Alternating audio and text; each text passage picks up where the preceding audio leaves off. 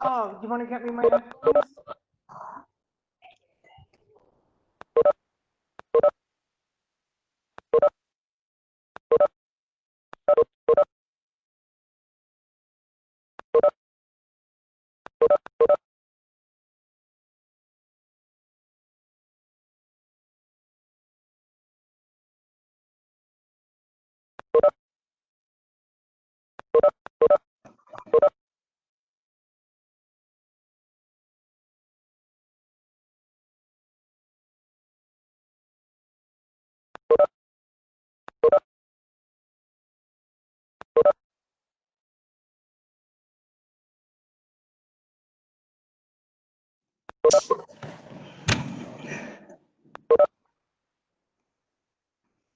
Good evening, everyone. Can everyone hear me?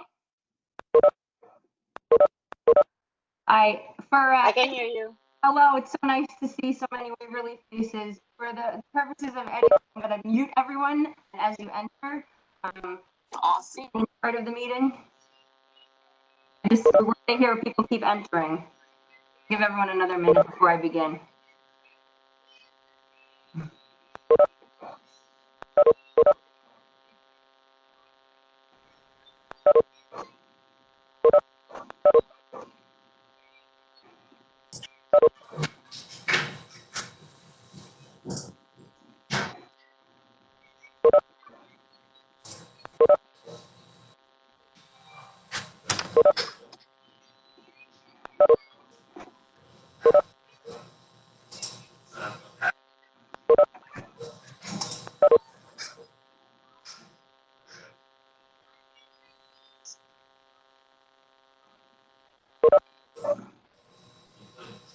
Give it one more minute.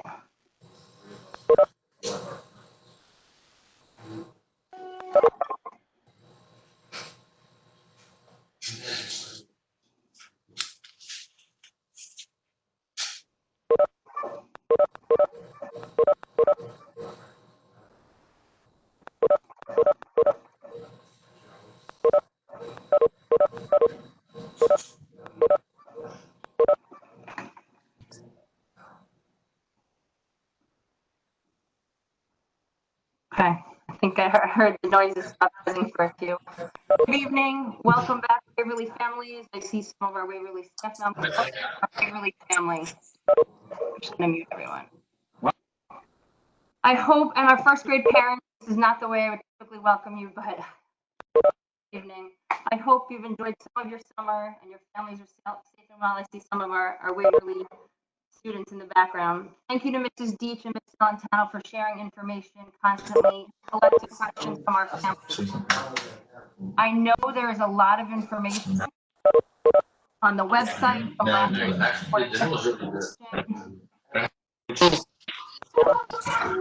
be embark on this journey or uncharted territory. I know we're going to have a year we've never experienced before, but let's begin and know what we know so far, that we can plan together what the beginning weeks of school will look like based on the district plan. Please know that we'll adjust as we need. It's going to be an ongoing process as we get more information. As you know, it comes by the day, by the minute. So we need to go with what we have right now. Just know that safety is the utmost priority, and know that your children will be cared for and supported no matter what learning environment should you choose to place your child in. I know there are many questions and concerns that were already sent to me, so I'm going to kind of talk off of that to begin with. And then I'll save time at the end for further questions. If you have a specific child question related to your child, I encourage you to email me directly, as many of you have. So I will kind of give a layout of what we have so far at this moment in time. So beginning with arrival, the day will begin at 8:30. We've opened the window from 8:30 to 9 to allow production of a contact. And that'll be the place where check-in happens. Just as in the past, we're going to utilize our circle. And if you've noticed, there's now markers all the way to the flagpole. There's green paint on there to 6 feet spaced out. To continue to go through the circle in that 8:30 to 9 o'clock window, we're going to come through as we usually did. Staff will assist getting children out of the car. having them wait to come in. And as Dr. Lynch mentioned last evening, we're in the process of finalizing with a screener that you would fill out at home, pictures would be taken before you get to school, and we would have pre-populated information before the school day began to have a checkoff. Students came to the door, they've been cleared to come in, we see your child, check in, go. If there's something that we need to look into further, if they're not on the cleared list, then we would have protocols in place to handle that, and staff to assist should we need to make a phone call. Again, this is hot off the press, but this is what we are in the process of developing. And it's Ms. Banhazl, I don't know if you can hear me, but I cannot see you. I don't think anybody can see you. Oh, I apologize. No, it's okay. We can the see lighting you. right. Hold on. I can see you. I think Okay. some people can and some can't for some reason. Okay, gotcha. Okay. I think there's But something with the link. Can you hear me? Yeah, I can hear you, definitely. Can see Okay. It's very hard to hear. Yes, And it's the very hard chat's because a lot of beeps not going on either. when people log in. Say that again. When people are logging in, it beeps. So there's a lot of beeping when you're talking. So I cannot barely, I cannot talk, hear you with all the beeping going on. Okay, so hopefully that will, I can't disable that at the moment, but hopefully as people trickle in, that will eliminate. So just to reiterate what I was speaking to the proposed screener. When children come in the morning to be completed prior to arrival, parents will complete and we'll get populated information, and then we'll be able to check off who's been screened and then handle who has not, and we'll have staff to assist with that in the morning.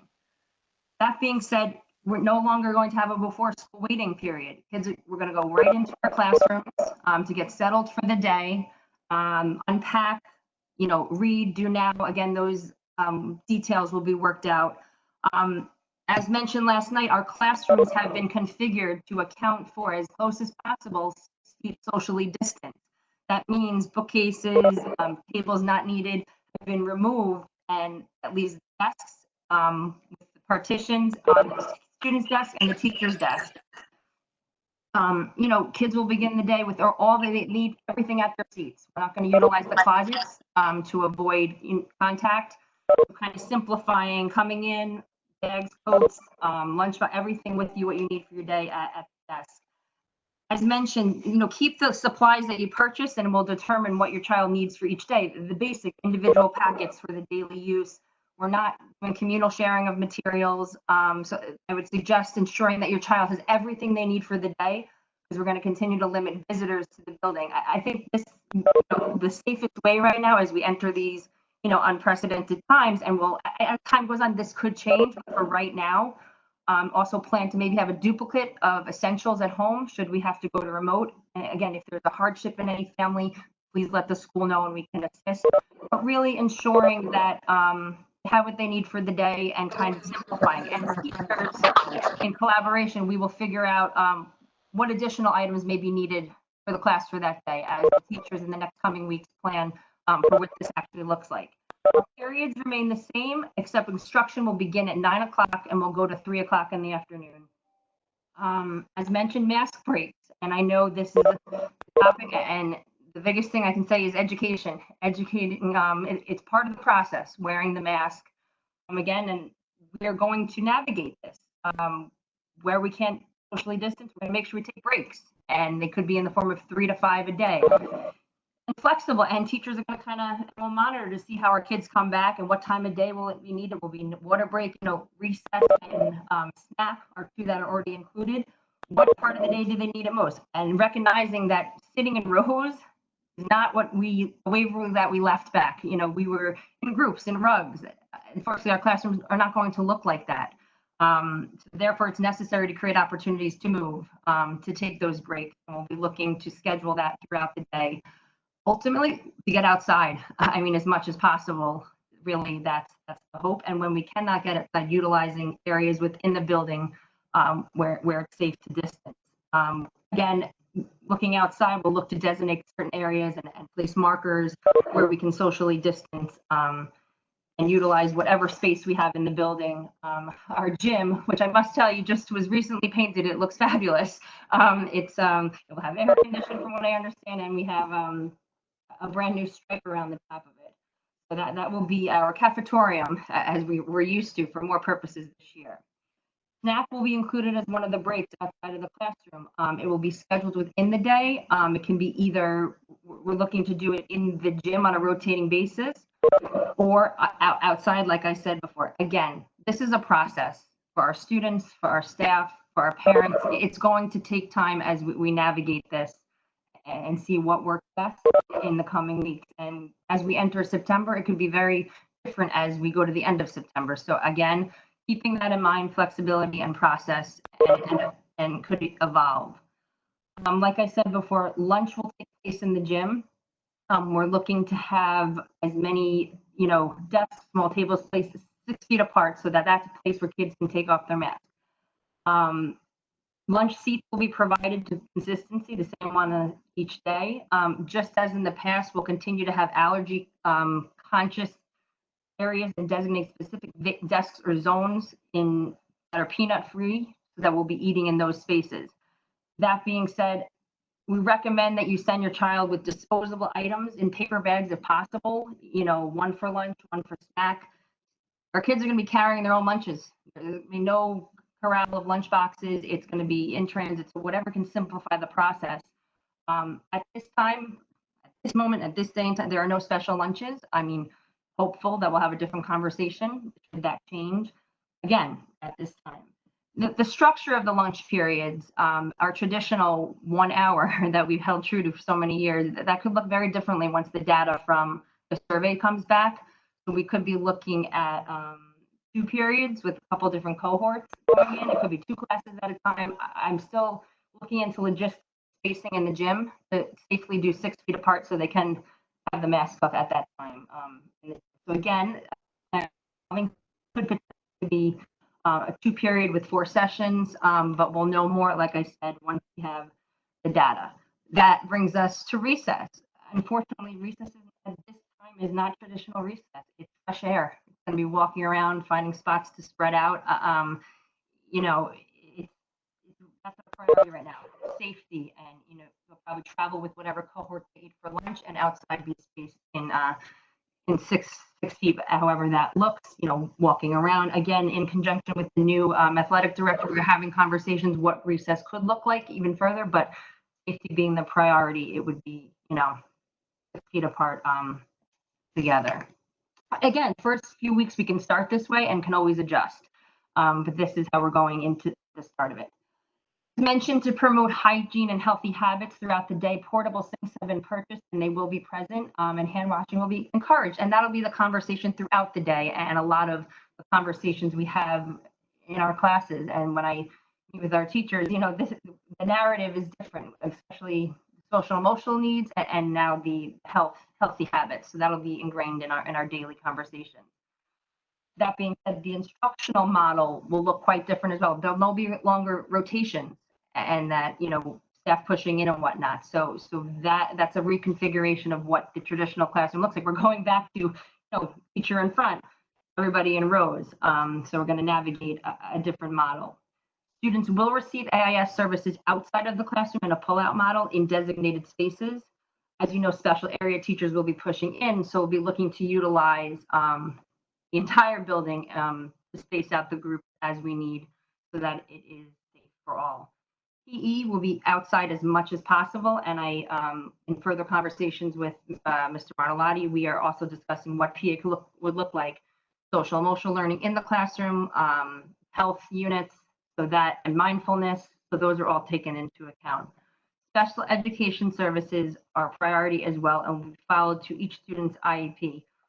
Both models, speech, OT, PT counseling will be pulled out as well, and we're even looking at all areas of the building to ensure that those services have a priority and a home for that to take place. So where something may traditionally have been, it may be repurposed this year. So there's a lot of movement to maximize and ensure safety for all throughout the building should you choose to return. Again, could change at any moment with the numbers and where we're at. Dismissal, I had questions about staggering. So we're going to keep the traditional dismissal, but internally we will stagger and start calling down in a staggered manner, starting with our youngest students first to go out one class at a time. It may take from 3 to 15, it may take from 3 to 3:20. I'm just giving you a heads up as we go through to safely exit everyone in these first coming weeks. So we'll start, orderly out. The flagpole door is with our second graders, and out the front doors, we'll look to have everyone escorted and safely. And ask that when you are on our Waverly property, please, be great role models and wear masks, a new normal for all of us. So again, that could evolve, but that is where we are at right now. For our incoming first grade families, we are hopeful that on the first day, and again, this will be explored further, to have you come in later on that day so that our newest Waverly entrants can have a little bit of an easy transition where you can get accustomed as our staff assists them into the class. Further information will be forthcoming as a finalized plans with the teachers and what that day will look like. So not our traditional entry, but we would like to ensure that our newest Waverly entrants have seamless and a direction of their way through Waverly. So stay tuned for that. Right now, that is Waverly at a glance. There are many more meetings to take place with the teachers, and as you know, with surveys and scheduling, the details will be ironed out in the coming weeks, and more conversations will be had. But that's a snapshot. Just to add a few additional topics, Right at School will take place in the home buildings, and as Dr. Burek noted, there will be more information forthcoming. Right now, there is not a before school program, but that may be further explored. At this time, no intramurals, no morning rehearsals.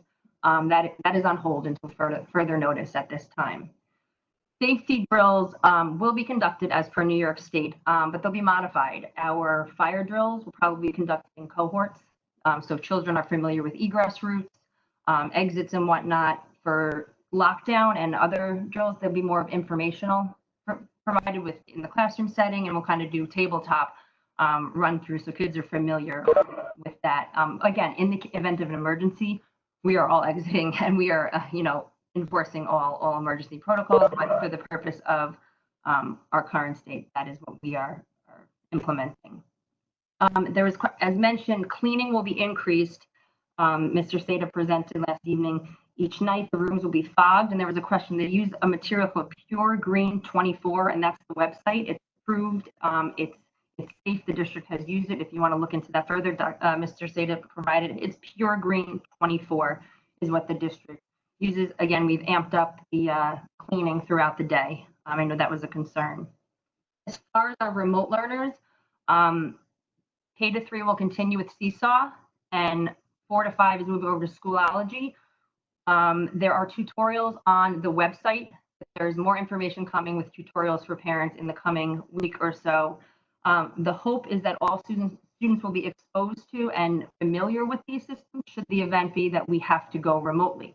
Again, time will tell, but we are trying to put all those in place. As far as Schoolology, the understanding is compatible with systems that some of our students are familiar with. They're marrying Office 365 and some of the other programs, so that will be pushed out through there. Again, that information will be forthcoming. The hope is that students will have laptops. The district is trying their hardest to get that into the students' hands. Again, that information has not been updated yet.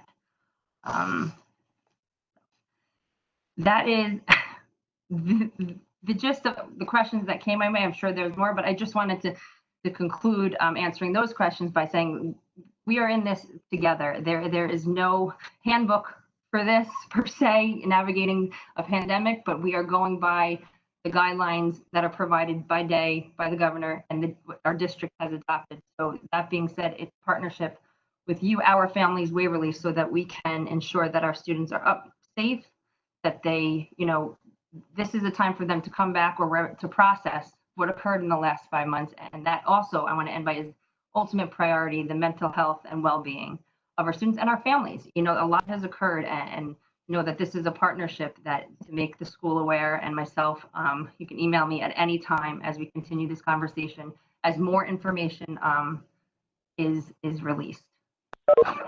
I will stop right there if there are any questions. Hi, I had a quick question. Sure. If a student is going to do the green option, how is the online learning going to be? Is it going to be like live streamed directly into the classroom, or is it completely different teachers hosting a So small it will be, if you choose the green model, you will be designated to a remote teacher, teacher who has been designated as the remote teacher for it. Again, it's all going to come down to numbers, how many remote teachers will be required per grade or per district. The hope is that they'll mirror the day of the students that are in school, you know, following announcements in the morning, and then live check-ins with that remote teacher, and they'll be paired with the special areas who will be live streamed as well, so that they can have the specials with those special areas. Okay, so it may be slightly different schedule than what the students are going to be doing. Correct, because as you know, Dr. Bjork mentioned last night, we have to see what the numbers are, because you could be a combination of students from Marion Street, West End, and Waverly that are in a first grade remote cohort. Again, it's going to come down to numbers, but they will receive the same instruction, just by a different educator than maybe the home building.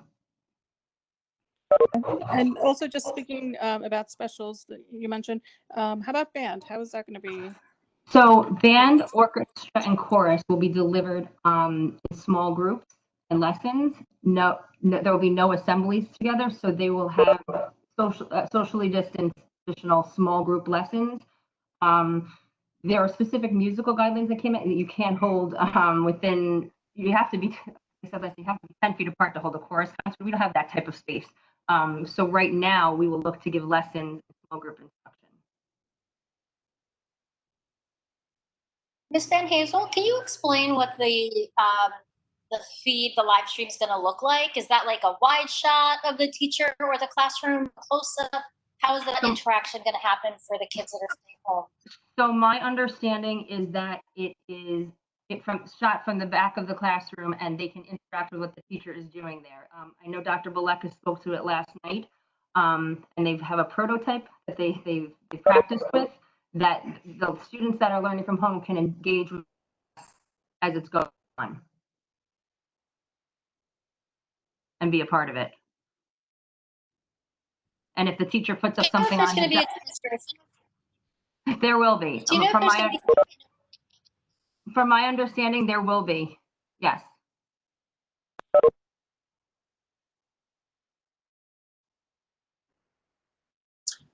Hi, are you exploring any opportunities for outdoor instruction? We are, and as I mentioned before, in continuing conversations with our staff, we're going to encourage those opportunities and look. As you know, there's elevator being, as we speak, being installed.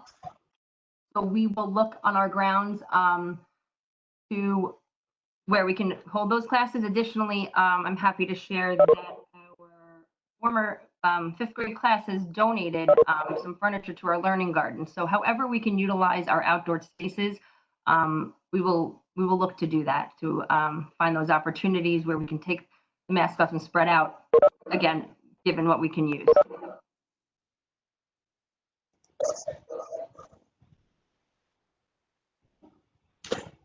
Is this WebEx being recorded? Yes, this is being recorded as we speak, and it will be posted through our tech department tomorrow. Thank you. Yes. Hi, I have a question. Sure. I wanted to know why the elementary schools aren't offering like a hybrid model like the middle school is. So as you heard last night, there were many different committees that met, and when my understanding is that through the curriculum committee, the charge, they wanted to ensure that they could get as many elementary kids students back in the building as possible because of our youngest learners. They felt a priority for them to be in school receiving instruction was the outcome of that committee work. To see, you know, so why, but a hybrid just means like, I mean, you know what it means. It means they go in the one day. It's like what they're doing in the middle school. I do, and I know, Mrs. Mars, I absolutely know, but our district opted to go for fully in and avoid the hybrid model for our elementary students when the governor gave the go-ahead for going back to school. And my understanding out of that committee, that was the determination for our elementary students to get them back in school who need that FaceTime with teachers because those crucial formative years. Right, those kids, I mean, they do need the FaceTime. And of course, like everyone would like their kids to go back to school. But you didn't, I mean, so there's no hybrid offer, right? You guys aren't taking their temperatures when they come into the building. So for kids who are, so it's really not a choice then for kids who, you know, who are more vulnerable, who have asthma, who have underlying conditions. There's no choice, you know? So it's just upsetting. It really is. And I hear your concern, and, you know, going off of the guidelines of the health department, you know, as it's stated, and then the outcomes of what the district decided model was. I hear your concerns. I do.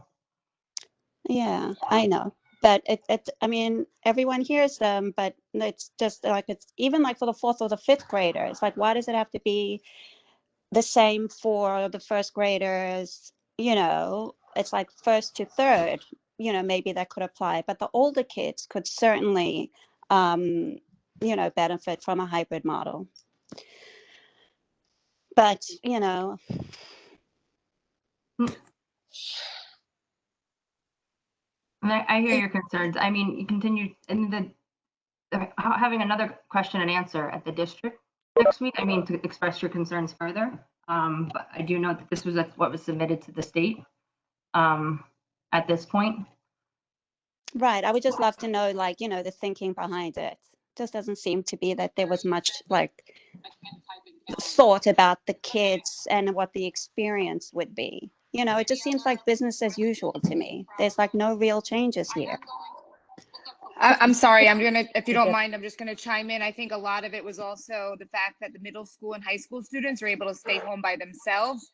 Elementary students cannot stay home by themselves when you have working parents. So I think that was a big issue as well.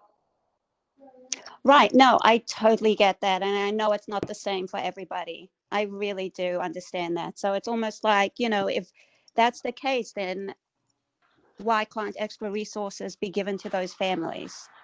Right? And No, again, I know this is all needs to be addressed, honestly, at the district level. Like Yeah.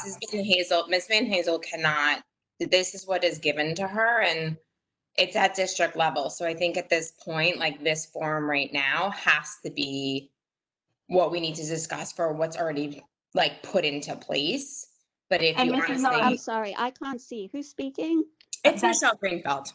I thought that was you. Hi. Hi. Oh, right. Yeah. I got the names, and I think I know the voices. Mrs. Norris, absolutely. The work that came out of these committees, you know, it was 100+ people that contributed, and voices from all different stakeholders. I certainly, and build off of what Mrs. Bose and Ms. Greenfield said, certainly express your concerns and make them heard. The purpose of today is, you know, so that many of us you have a decision to make before tomorrow. I wanted to give you the opportunity to explore and ask questions.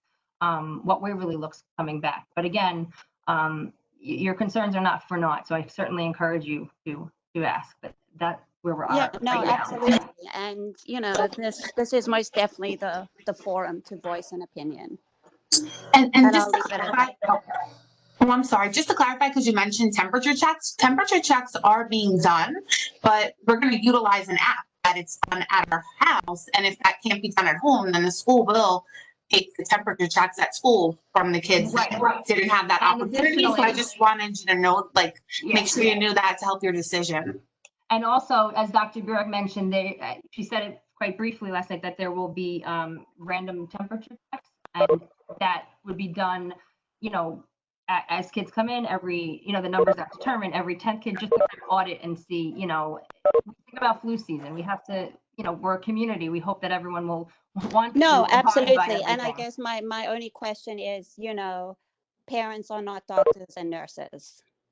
Correct. So, and we all have a nurse at the school. So you know, to me, it doesn't make sense, but I guess to everyone else, it does.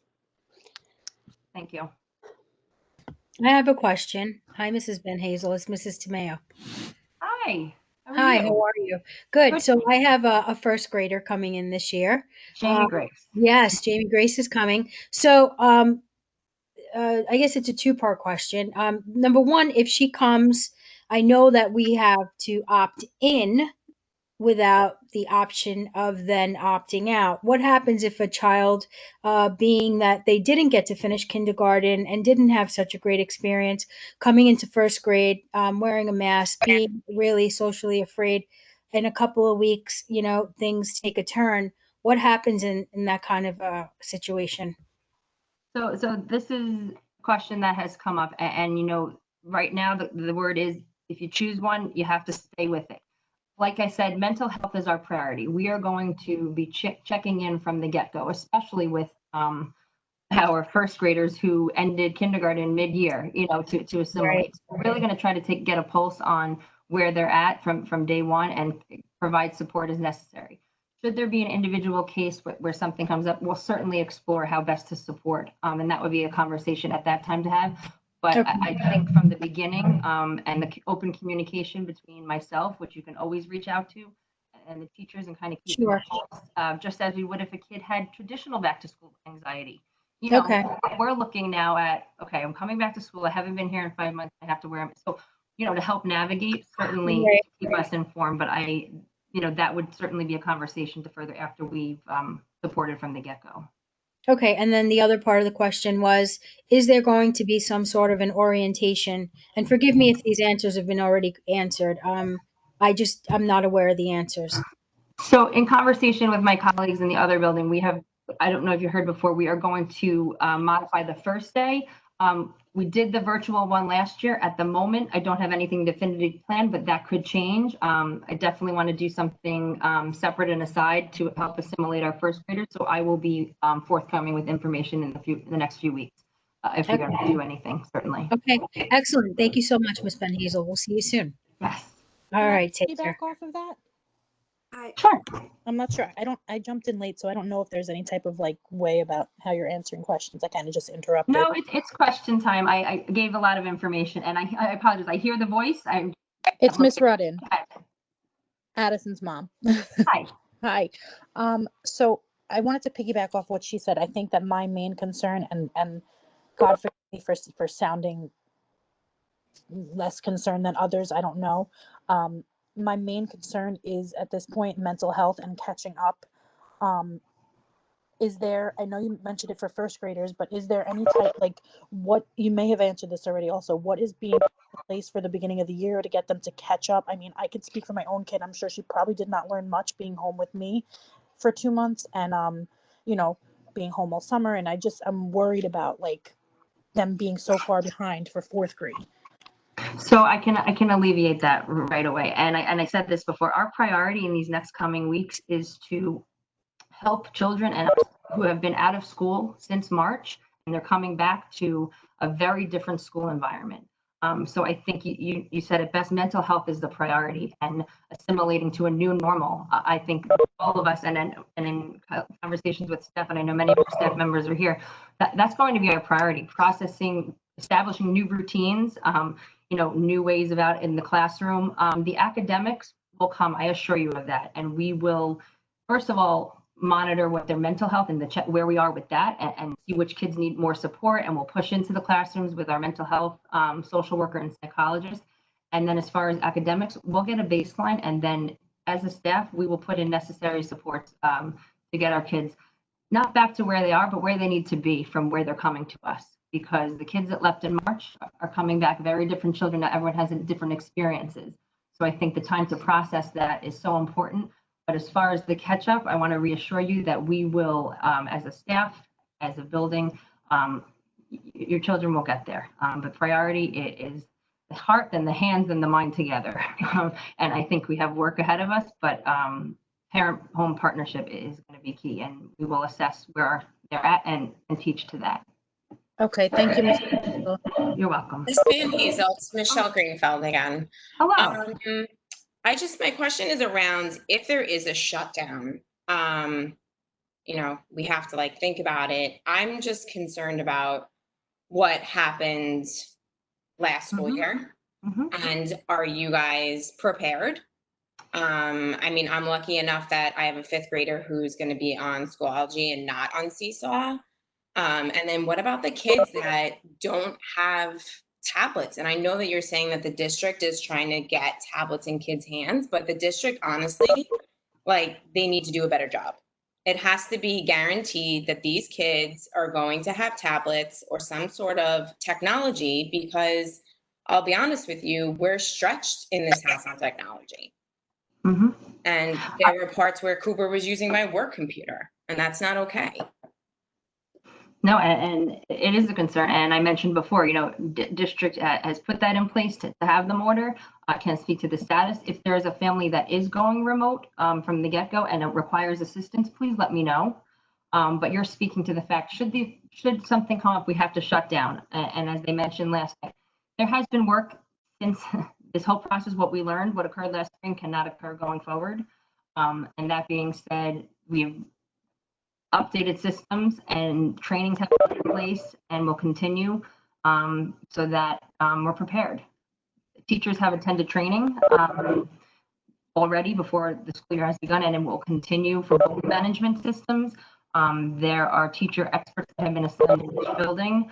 Additionally, you know, hypothetically, if we're shut down for a 48-hour, you know, it will take a day to shift over, but hopefully, you know, the kids are prepared to get in independence. That's the key of a lot of the conversations I have with our families is the passwords and the websites. It was too much. So that completely streamlined going into, if we should go remote, has been all taken into account, and in conversations with the staff and what worked for them and whatnot, so we can adjust and all move forward together so that it's a much better partnership.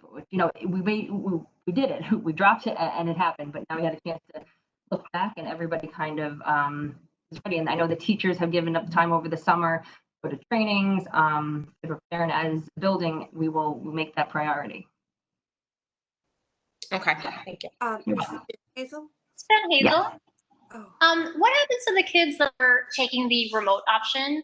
Should the whole district need to go remote? How do their experience change? Will they continue that remote instructor as they had been already, or is there a different plan in place for that? My understanding is that is the teacher that's assigned to them. Like, for example, that's their classroom register for the year. So they would continue with that teacher on that register and then shift over to the plan. But again, I can clarify further for you. I don't want to give you misinformation, but my understanding is that they will continue with that roster rather than reassign rosters, which was the situation. Hi, so I just wanted to clarify, if we pick that they're going in full-time, that means that they're going in full-time for the year, unless there's something that changes. No, you are committed for the first marking period, and you can make your decision for the next, the first week in November. So this is for the first marking period. And if we choose remote, is that also for the first marking period? Yeah, green or gold, that's your decision. And that could change in November. We'll have another choice come November? Correct. Okay, thank you. You're welcome. Ms. Banhazl? Yes. Hi, this is Michelle Havigan. Hi, how are you? Good, how are you doing? I appreciate everything you guys are doing. I know it's a lot of extra work. I just don't understand. My question is, like, can you explain a little bit more? There's this idea that, like, if the kids are showing symptoms, they could be sent home until either, like, I didn't understand if they had to, you know, get a COVID test or if they had to stay home for 14 days. But, like, kids who have allergies and runny noses will always sort of have that. Right. And we know our building and you know, we know our frequent flyers, but as per the guidance, you know, with the district doctor and following the Department of Health guidelines, you know, health systems will be assessed by the nurse, you know, looking at chronic conditions, but that being following the COVID guidelines, we'll have to make a judgment on whether the child has to, you know, go into our isolation room and then go home and then see with the doctor's orders from there, as mentioned last night. But again, that's where we are right now, as mentioned last night at the district. Right. Are home sick for that period of time, like, because I know the tests are taking a while to come back and stuff like that. They can't do remote. Right. So how's that going to work, or you guys just don't know yet? So my understanding, it's treated as if you had, you know, a typical, you're out of school, you have pink eye, you have, you know, typical illnesses that come up, you would get work home from the teacher, is my understanding right now. Miss Banhazl, hi, this is Nazia DeFrank. Hi, I'm how are sure you? you can see me. Hi, how are you? Can you explain to me this isolation room a little bit? And what if it's a room, I'm assuming that's, not, a little, maybe not so big or whatever, I hate to assume, but what if the kid isn't sick? Like, what if my son does tend to get, some allergies, sometimes runny nose, etc. Can you just tell me how long would they have to be there? Like, what if the parent can't come pick that child up right away? So the parent would be contacted, and luckily for us, this particular room, in the stages of filing, will be very close to the nurse's office, so the child will not be left alone. And but our first would be to contact the parent to assess the situation from there to be picked up as soon as possible. Okay, thank you. You're welcome. Ms. Banhazl, I have one question. If you choose remote only, you are going to be you're going to be assigned a teacher that's a remote only teacher. So let's just say, for argument's sake, my son's going into 5th grade. I did not do remote only. I did, in school instruction, and he is placed in Miss Garfinkel's class. But for the students that are doing remote only, they're going to have a different instructor. Correct. That's correct. Oh, sorry. There she is. Come here. I'm going to mute everyone, and then if you could just unmute. Go ahead, Mrs. Greenfeld. No, it's Ali Scarcella. Sorry. Oh, I'm so sorry. Not that it really matters, but don't worry. I can't see everyone. No, I'm not on the screen either. I don't know why my video is not working. It doesn't matter though, either way. But okay, my concern is that I understand if they're remote only, they have a different teacher than the students who have chosen to go in class every day. So let's just say, God forbid, there's an outbreak and you need to close the school, let's say even for a 2-week quarantine. The students that were in class, let's say in Miss Garfinkel's class, do they do remote only now with Mrs. Garfinkel? Does it mean that you have to start switching up teachers and groups and things like that? Do you have a plan for if they do, abruptly have to shut everybody down? Yes, and that was at the end of Dr. Valeka's presentation. Right. That cohort of kids would stay with Mrs. Garfinkel. The students that are slated for the decision tomorrow, that is the remote assignment. Students that are in person and assigned to Ms. Garfinkel should, in the event we have to go remote, and that model that Dr. Valeka showed at the very end of the presentation, what a remote day looks like, that would be our current teachers moving over to that.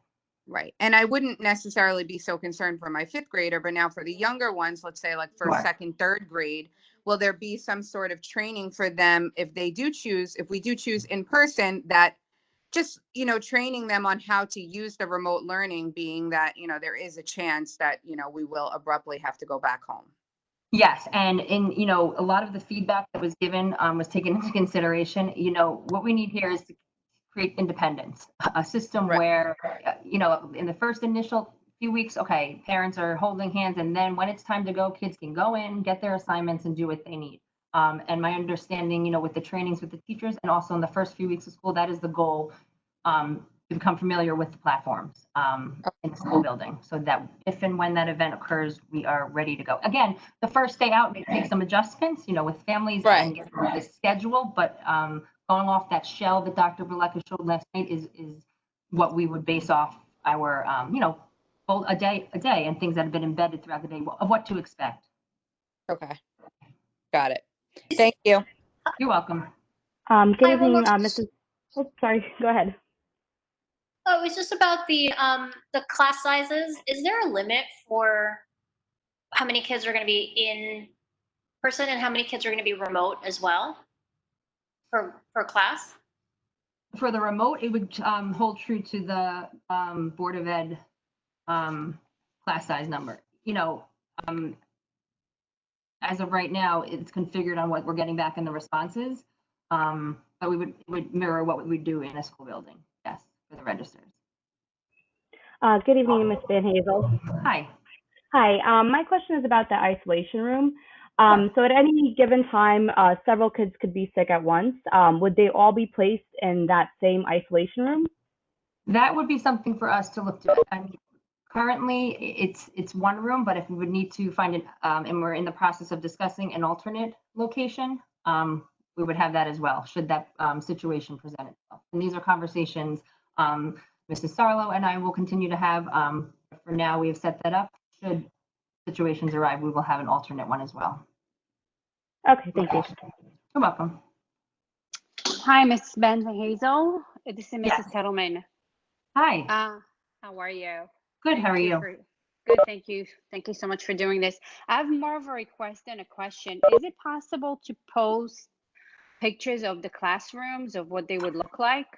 So I'm glad that you asked that. I know that as today, they are in the process of creating a video for families to see what it looks like. I have not seen it firsthand, but I did get a picture sent to me.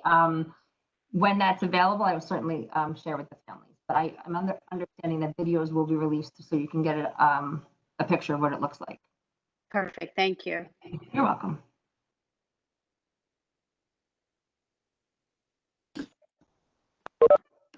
Any other questions? Hi, Ms. Banhazl. It's Danielle DiChiara, Isabella and Gianna's mom. Hi, how are you? Good, how are you? I have a question about a teacher absence. What is going to be done in regards to making sure that the teacher that is brought in to cover the class has taken necessary precautions, or what are you guys doing as a school, as a district? So we'll continue having permanent building subs who will participate in any and all building trainings. Additionally, we, as I said, we don't have our rotation models, so there are some conversations being explored how to best utilize. As you know, our teaching assistants are certified teachers. I can't speak to, exactly what that will look like, but we will have certified teachers to cover the classes, and they will be trained in everything that we've been discussing. Thank you. And then just one follow-up for the picture. Is it possible for us to see a picture or that video before we have to make our decision tomorrow? I can't speak to that at the moment. I will find out. Any information I can let you know by the end of tomorrow, I certainly will. I will let our PTA presidents know, certainly. Thank you so much. You're welcome. Mrs. Banhazl, I have another question about the remote learning. The dedicated remote teacher, is this someone the kids are familiar with already, or is it the first person? As Dr. Burek mentioned last night, it's going to come down to numbers and how many teachers we need, and that position would be posted. So not necessarily. And, we're so fortunate. We're a family at Waverly Park. You turn one corner and you see a familiar face. But I can't speak to who the remote teacher would be. And there'll be one for each grade, or? That, again, will come down to the data. Numbers? Okay. Yeah, that will be determined. And there may be one per district for one grade, and there may be a cohort at Marion, or two cohorts at Marion Street. It depends on numbers. Being that we're submitting our choices tomorrow, do you guys have a rough timeline of when you'll be working through those numbers and have a rough idea of how it'll be broken out? So there are some meetings taking place next week with teachers. So, as you know, we accept, teacher input this would have been done in May or June, and we'd have the building schedule. So we're in a place where we have about 2 weeks to reconfigure the entire building schedule, additionally figure out which classes. So probably in the next week or so, that's the hope, so that we're up and running and everyone knows their schedule and are prepared for when we welcome our students back. So I understand it's open. There's no time, I don't think, on it. Tomorrow is the deadline, so that we as a building can prepare for September 8th. I have a quick question. It's Ms. Adana, Jocelyn and Brandon Moss. Hi, Mrs. Adana. Hi, how are you? Question, for dismissal, is the regular time for drop-off and dismissal going to be the same? And then for dismissal, I was just wondering, I know back in the day they used to open the back door for 4th and 5th graders. Are they going to be able to do that now? So maybe there's not that many kids coming out at the same time in the same place? So I can answer. Okay, twofold. Yes, we are opening window in the morning with the check-in process. Dismissal, as I mentioned earlier, we're going to start dismissing at 3, but it could take about 10 to 15 minutes because we really want to start with our youngest and go. As far as using the back, I'm not sure if, and you're going to see, we are completely shut off because of elevator instruction. And that egress or that exit is going to be not utilized as much as we would. So we're going to have to reroute our exits to begin with. So in short, no, it's not possible at this time. Again, we could have a conversation, but at this time, no. Okay, thanks. You're welcome. Hi, I have a question about arrivals. If it's staggered between 8:30 and 9 in the morning, and say you drop off your child at 8:30, then what happens in that half an hour? Where do they go? Do they go straight to class or? Straight to class to get settled, and this will establish in conversations with the teachers whether it's silent reading time or there's a do now activity or unpack with that, getting themselves settled. Everyone's family is going to have different. That's what we allotted for. You may get in the routine of dropping at 8:30. That works for your family. Your family may be 8:40. So as we navigate these first 2 weeks and kind of see what the flow is, we'll better understand, because no longer can we sit in the hallway or no longer can we congregate in the back. We don't have the staff or, to keep contact and as safely as possible. So that right now is what it could look like. I can speak. And then is there something else in addition to the video that like first graders can look at in terms of just kind of getting accustomed to the school? Because I have a 5-year-old and it's the first day of school, new school, hasn't been in school forever, and is kind of thinking that she's not going. But just to get her back into the groove and kind of to understand and get comfortable with the school, because I worry that she's going to be kind of lost and scared, and everyone's with a mask, and I just want to make sure she's comfortable. Sure. Once I have a better view of what the classrooms look like, and in collaboration with the first grade team, we'll be able to figure out a way to welcome our first graders, whether it's through a picture or we will certainly get that out, and I'll be in touch. Sorry, Ms. Banhazl, I just got one more question. How does the remote teaching work in the co-education classroom? The co-teaching? The co-teacher will provide whatever hours are listed on the child's IEP. The co-teacher will be responsible for collaborating with the remote teacher and providing those hours. Okay, thanks. Sure. Hi, Ms. Banhazl. How are you? Good. This is Miss Mercado, Hi. Josea's grandmother. Hi, how are you? I'm good, thank you. One question, and it's really simple. When is the first day of school? Is it the 8th or the 9th? September 8th. September 8th. And when are we supposed to be receiving who their teacher is, and is that coming in the mail? It will be coming in the mail. I can't speak to the exact date, within the next 2 weeks. Okay, awesome. That's all I wanted to know. That was the 8th, right? Perfect. All right, thank you very much. You're welcome. Hi, Ms. Banhazl. This is Jenna Callahan. Hi, how are you, Ms. Callahan? How are you? Quick question. Let's just say that my daughter has to quarantine because somehow someone in my family got it for the 14 days. Is she going to be able to be provided with instruction? That's 14 days. It's like a real, could she go remote for those 14 days? Because getting provided with the work for those days is a lot of time missed in the classroom. And this actually came up last night. That absolutely, the understanding is that the work is being sent home at this moment in time. I can't speak to if that will change. As the remote rosters will be set, it would be difficult to add a student, but that would all come down to situational and numbers. So I'm going to say following the traditional out of school sick, work sent home. But again, that could change should we have a conversation in a couple of weeks. Again, I can't speak to that definitively, but that's what I know right now. Okay, thank you. Hello. Hi, Ms. Banhazl. Hi. Hi, it's Miss Politani. Just a quick question. Will twins be in the same classroom this year, given the circumstances? So I have had conversations, and if a family has approached me with that request, I have honored it. In the past, typically we've had conversations, you want to keep your twins separate.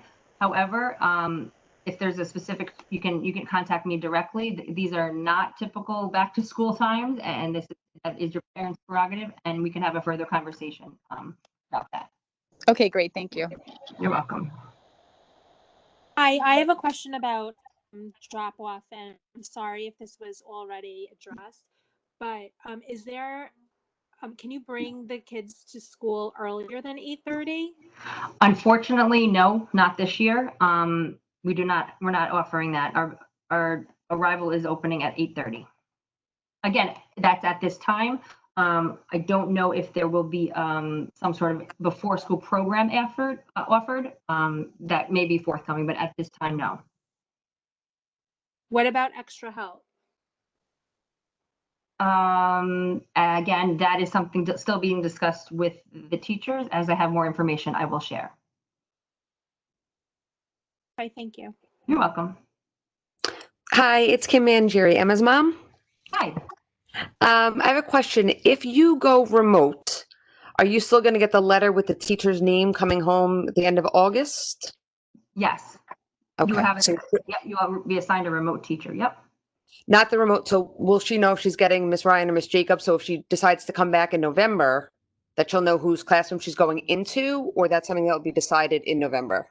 That is a very good question. And I would have to look into that. Okay. Thank you. Sure. I'm sorry, this is Miss Magakian, Elena St. Edgar's mom. I might probably missed it, but I want to know, so how many kids it's going to be in one group in the one classroom? So that is all going to be determined by numbers. As of right now, and our custodians have been hard at work making sure that we could fit as many desks as my registers read right now for as many kids are in each class. Those numbers will be determined by the amount of responses for the gold model.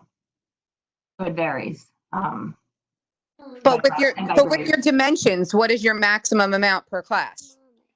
Right now, I can fit our highest register in our classes, thankfully. However, if I need have a number. You can fit like let's say you have 18 students, you can fit 18 with the desks appropriately 6 feet apart? Not the 6 feet, and that's why we have masks and partitions. No more than 3, but no, yeah, that's where we spaced them out the best that we could, removing tables, removing any other items in the classroom. Wow, okay. So that's why with the masks and the partitions, we're able, those are those two measures of safety, because if you're not able to fully do the 6, it's the, as close as possible. But when probably we're going to know also how many kids in the one classroom. So we should know when we're sending child to the school, so how many kids it's going to be in the classroom, and it's going to be safe for them to stay there.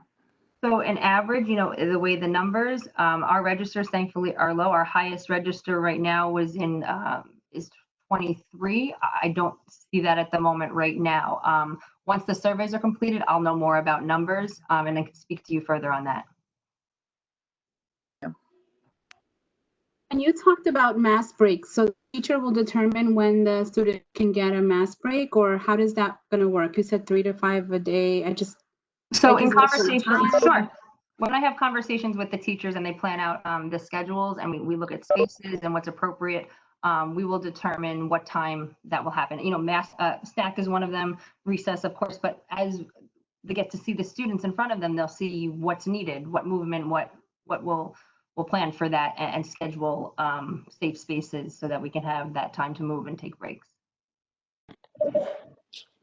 Hey, good evening, everybody. Oh, sorry about that. Are we going to need to have a COVID test taken before school starts? I'm sorry, can you repeat that? Are the kids going to need to have a COVID test taken before school starts? Not to my knowledge, no, that's not a requirement right now. Great, thank you. You're welcome. Hi, Ms. Banhazl. Oh, sorry. I'm sorry, go ahead. I was just wondering if a child feels unwell wearing a mask for an extended period of time, or if multiple children feel unwell after an hour. My daughter, I know, even at the store, feels dizzy with a mask on. How would that work within the classroom if there's 18 kids, they're all wearing masks, and, they're not feeling good with the masks on for that long?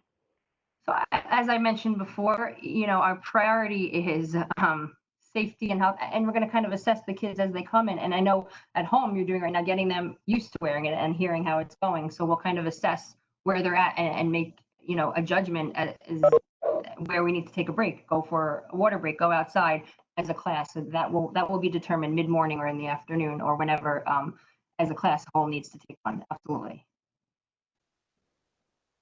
Okay, thank you. You're welcome. Hi, Mrs. Banhazl. Hi. It's Randy Comack. How are you? Good. How are you? Good. I just wanted to know when they're going to be sitting in the desks with the partitions and the masks on, are there going to be, or is there a discussion ever that there would possibly be some mask breaks when there's like the lecture part of a class and everybody's facing forward and they're working individually? Right now, no, Mrs. Comack. No, and again, as I say, right now, the guidance is following, in classrooms where we space out, that's giving us the chance to come back because we put those parameters in. And that's why we have to take the mask breaks because it can't take place in the class. Got it. Okay, thanks. You're welcome. Mrs. Banhazl, this is Christina Dillard, Gracie's mom. Hi, Mrs. Dillard. Hi, how are you? First, I just want to say thank you for everything. I know this is quite a cumbersome task, but if just in terms of the amount of students, if the highest roster you have is 23 and most of the children in that class do decide to do in person, will an additional class be made? Because I think even with partitions and masks and stuff, it still seems pretty unsafe to have that many students. I would think anything above 15, 16 would be unreasonable. No, that's a great question. So based on, as I said, the numbers, that would then, I would have to determine potentially another space in the building where that would allow that many students. So those considerations have not been finalized yet. And in conversation with staff, there may be movement around the building. We're not there yet. That was going to be my follow-up, is that do you have additional staff to put, another teacher, or do you have the space within your building? We would look at the space first to see if there's a bigger classroom to utilize. Again, that would come down to numbers, but good question. What is your cap right now, though? How many students per class? Like, I know the building I work in, they told us we cannot have more than 15 students in our room, regardless if there's masks or not. Like, what is yours? So the way that our district has allotted so that we can fit students is the partitions and the masks. So that is why we're able to fit as many as we can. And if register. What is that number, though? I'm sorry, I didn't hear. It varies on class. So right now I'm able to fit the number that we need in each class. Should that change, we'll have to make adjustments. Will the parents be notified, though, how many that is once you have? Yeah, once I know the numbers tomorrow, I will be able to make those necessary adjustments. Okay, all right, thank you so much. You're welcome. Hi, Ms. Banhazl. It's Justin Lerner, Sebastian and Gabrielle's parent. Hey, how you doing? If we wanted to have both the twins in the same class just to reduce exposure, how would we go about making that request? Just send me an email and I will reach out to you individually. Okay, thank you. You're welcome.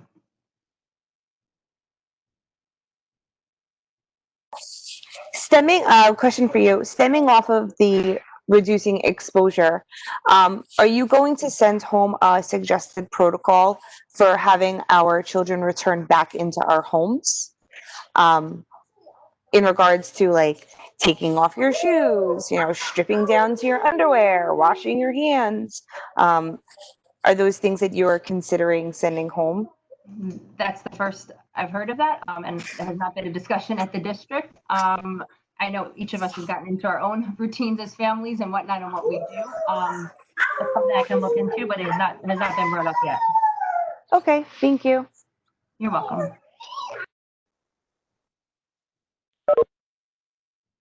Any further questions? It's Jamie Ross. I have two questions, actually. Mrs. Ross. The first question is, are kids allowed to have water bottles on their desk? Short of it, no. But we will take water breaks. And the second question is, what are we going to do to mitigate the kids after school from all collaborating on the playgrounds? All the kids are going to run right there. That is something that we've been discussing. I don't have a final answer on that, but I will provide guidance once I have that. Okay, thank you. You're welcome. Ms. Banhazl, what are the plans to how to manage lunch? Will they be eating in the classroom or will you be staggering? No, we are, as I mentioned earlier, we are going, the gym is now our lunchroom, as it was before, but it's entirely our lunchroom. And we are looking to space as 6 feet. That is completely 6 feet. Using desks, small tables. Each child will have an assigned desk in the lunchroom, potentially using that the same if they go to have snacks there. I'm looking right now, our traditional 1 period of lunch may not be feasible, given I have to look at the numbers in the agenda once it comes back. And once I see that, I can see how we need to configure the lunch. But the goal is to have utilize the lunchroom. It could be over 2 periods and 2 40-minute periods with 4 different sessions in cohort. So really it comes down to numbers, but utilizing the gym, we'll have portable sinks in there. So. Sounds reasonable. Okay, thank you. You're welcome. Hi, Ms. Banhazl. Oh, no. Hi. Who wants to go first? You go. That's fine. Me? Okay. Good. No, this is Deanna Miniella. Hi, Ms. Banhazl. How are you? Good. How are you? Good. So we have a question. Sitting here with my husband, and Hello, we're Mr. watching your show. It's very good. We just want to circle back to water. The water. So you said they cannot drink water throughout the day in their classroom. Correct. My understanding right now, and again, I keep saying right now at this moment in time, but we will allot for time for water breaks in conjunction. Again, that's gonna, and I kept it at 3 to 5. We're gonna see what we need to do. All right. So that concerns us. I feel like there's take their mask off to take a sip of water. Is that because that's right now they would have to take their mask down? Correct. Okay. So let me just put my request right. We try as many mask breaks as possible. I mean, I'm saying if we have to get rid of something to try to get these kids, and when they go out for their mask break, let them bring their water. I'm concerned about that. I feel like I would rather have more mask breaks than not enough. So I'm putting my request in. No, and appreciate the input. And as I mentioned before, when I have a chance, with our staff and teachers to see what each of their day looks like, to be mindful of that, certainly. Ms. Banhazl, guidance doc. We have to wear a mask. I understand the extra precaution that the district is taking. Sorry, say but that there one are more time? barriers. The guidance document, that students must wear masks if they are greater than 6 feet apart. It's 6 feet apart or more. If they're under 6 feet apart, then they have to wear masks. But if they're over, they don't have to wear the masks. Correct. So if they're over 6 feet apart, I do not understand why they cannot drink water, particularly if they're being wearing masks all day. Like, I understand the extra precaution of the masks if they're greater than 6 feet, but why can't they pause to take a water, their mask back on? No, absolutely, Mr. In the classroom, some of the classrooms, they're not full 6 feet apart, and that is why our district is having their partitions and the masks at the same time. That being said, the encouragement of taking outside breaks, going to other areas where in the building where you can be 6 feet without partitions would be our goal, based on what our district has chosen to do for the classrooms. Okay, understood. Thank you. Thank you. You got it. Hello, Hi, Ms. Banhazl. Yes. Hi, Ms. Banhazl. This is Adrienne Giola, Gabby, and Livy's mom. I'm just concerned about the whole water break issue. Would it be possible to have like a water break, like a center or in an area where the kids walk to it, that they won't be walking past their classmates, that if they want water, because quite honestly, being in a mask for that long period of time, I mean, for myself, I know just being in a store, I felt lightheaded. So if they're, and I appreciate all that you're doing, and my girls want to get back to school and we want them to be back, and we're really, but I just want to make sure that physically they're feeling well, in terms of if they want to be able to have water whenever they want it, that they can, and they don't have to wait for a break. And based on your comment, Mr. McNeil, I will look into it further. I'm just speaking off, the latest guidance for our district and what we have, but I'm certain I will look into it further, certainly. Thank you. Thank you. Hello, Mrs. Banhazl. This is Mrs. Casares, Victoria's mom. How are you? Hi, good. How are you? Good. I have a question regarding the procedure before lunch. Are you, how are you handling the, the hand washing before they're having lunch? I don't think there is like enough room in the bathrooms for them to, all of them to go wash their hands before it. And I know them, I was in the call for the middle school, and I know they're gonna have like portable sinks or something like that they mentioned. I'm not sure if you're doing the same at Waverly. So we are. So not only will we have them, my understanding, in the cafeteria, but also in the hallways. So Mr. Seda shared that they have ordered those. So that will be a priority for all classes. Hand washing, additionally, in and out of the classes to use hand sanitizer. It will be part of our daily routine, what we do. Fantastic. Okay. All right. Thank you. You're welcome.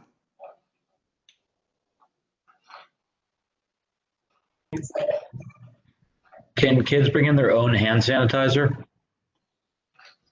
I'm sorry. Yes. Oh, Yeah. Oh, they are? Thank you. I was gonna say, I couldn't think of them. And their own wipes. Any further questions? Okay, please know that my door is always open. We are in this together as we navigate, whatever decision you make, please feel free to reach out as we go into making more decisions in the next 2 weeks. My door is open. Please communicate. I will continue to give you information as I know from the building level once things have been finalized and I have a chance to collaborate with our staff and our teachers.